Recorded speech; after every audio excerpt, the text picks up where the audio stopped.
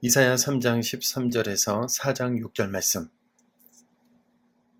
여호와께서 변론하러 일어나시며 백성들을 심판하려고 서시도다.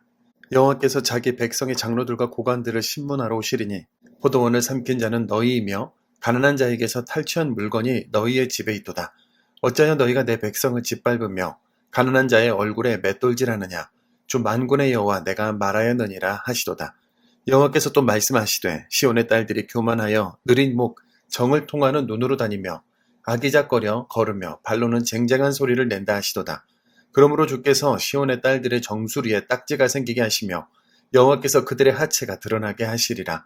주께서 그날에 그들이 장식한 발목고리와 머리에 망사와 반달 장식과 귀고리와 팔목고리와 얼굴 가리개와 화관과 발목 사슬과 띠와 향합과 호신부와 반지와 코고리와 예복과 겉옷과 목도리와 손주머니와 손거울과 세마포 옷과 머리수건과 너울을 제하시리니 그때 썩은 냄새가 향기를 대신하고 노끈이 띠를 대신하고 대머리가 숱한 머리털을 대신하고 굵은 베옷이 화려한 옷을 대신하고 수치스러운 흔적이 아름다움을 대신할 것이며 너희의 장정은 칼에 너희의 용사는 전란에 망할 것이며 그 성문은 슬퍼하며 곡할 것이요 시온은 황폐하여 땅에 앉으리라.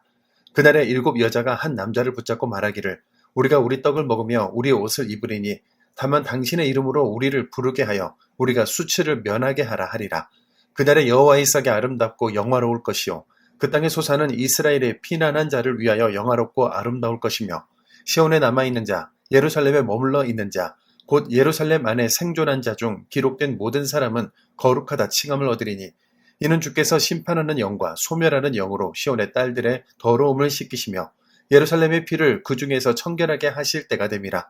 여호와께서 거하시는 온 시온산과 모든 지폐 위에 낮이면 구름과 연기, 밤이면 화염의 빛을 만드시고 그 모든 영광 위에 덮개를 두시며 또 초막에 있어서 낮에는 더위를 피하는 그늘을 지으며 또 풍우를 피하여 숨는 곳이 되리라. 아멘.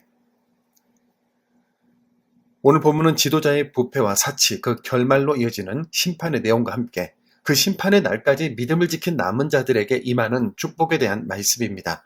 하나님은 먼저 장로들과 고관들을 신문하러 오신다고 하시는데요. 그 이유가 무엇일까요? 그들이 포도원을 삼키고 가난한 자들에게서 탈취한 물건이 집에 가득했기 때문입니다. 내 백성을 짓밟으며 가난한 자의 얼굴에 맷돌질한다는 표현 속에 하나님이 지금 누구의 입장에서 지도자들을 책망하시는지 알 수 있죠. 지도자들을 믿고 백성을 다스리고 하나님 나라를 세워갈 권세를 주셨는데 너희들이 타락하니 사회 전체가 부끄러움을 부끄러움으로 여기지 않게 되었고 부패와 죄악이 만연하게 되었다는 겁니다. 흥미로운 점은 16절부터는 그 지도자들의 아내들을 향해서도 책망하시는데요.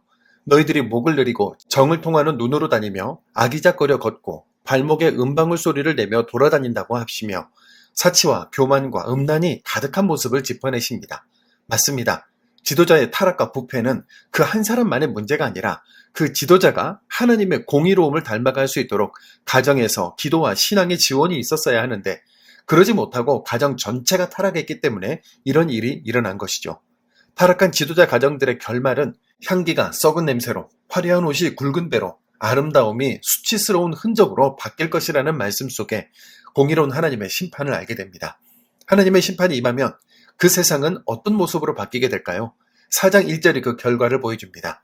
그날에 7 여자가 한 남자를 붙잡고 말하기를 우리가 우리 떡을 먹으며 우리 옷을 입으리니 다만 당신의 이름으로 우리를 부르게 하여 우리가 수치를 면하게 하라 하리라. 오늘날에는 그렇지 않지만 당시 여인에게 남편 누구의 아내라는 이름으로 불리는 것은 가장 기본적인 존엄이었습니다. 그러나 여인들이 그 당연한 존엄조차 누리지 못하는 참담한 사회가 된 겁니다. 그런데 이사야 선지자는 여기서 멈추지 않습니다. 항상 심판의 경고 뒤에 끝까지 믿음을 지킨 남은 자들에 대한 말씀이 따라오는데요. 오늘도 그렇습니다. 4장 2절입니다. 그날에 여호와의 싹이 아름답고 영화로울 것이요 그 땅의 소사는 이스라엘의 피난한 자를 위하여 영화롭고 아름다울 것이며 본문에서 여호와의 싹은 다윗의 가문을 통해 오실 메시아 예수 그리스도를 가리키죠. 여호와의 싹이 아름답고 영화롭게 도단할 그날 시온에 남아있는 자 예루살렘에 머물러 있는 자들 그러니까 끝까지 예배자로서 살아간 사람들은 거룩하다 칭함을 받습니다. 하나님은 심판하는 영과 소멸하는 영으로 그들의 더러움을 씻기시고 낮에는 구름과 연기로 밤에는 화염의 빛으로 그들을 덮어주시며 더위와 풍우를 피하는 초막이 되어주십니다. 심판의 날이 악을 행한 자들에게는 무섭고 두려운 날이겠지만 끝까지 남아 믿음을 지킨 자들에게는 오히려 정결함과 보호의 날이 되는 것입니다. 이것이 이사야서가 말하는 위로입니다. 누가 뭐라 해도 믿음을 지키고 타협하지 않은 사람들에게 심판의 날은 곧 복의 날이 됩니다. 이제 우리 이 시대의 남은 자가 됩시다.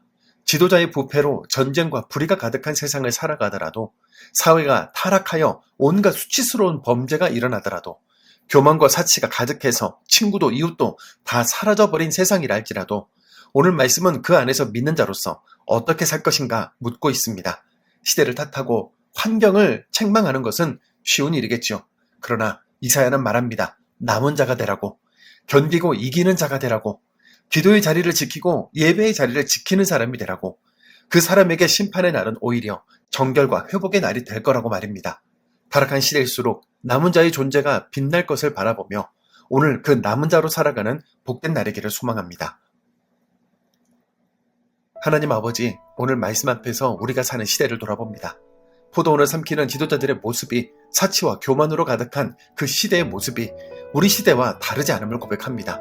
주님, 그 모든 것이 결국 심판으로 이어짐을 오늘 말씀에서 보았습니다. 그러나 동시에 남은 자들에게 임하는 은혜도 보았습니다.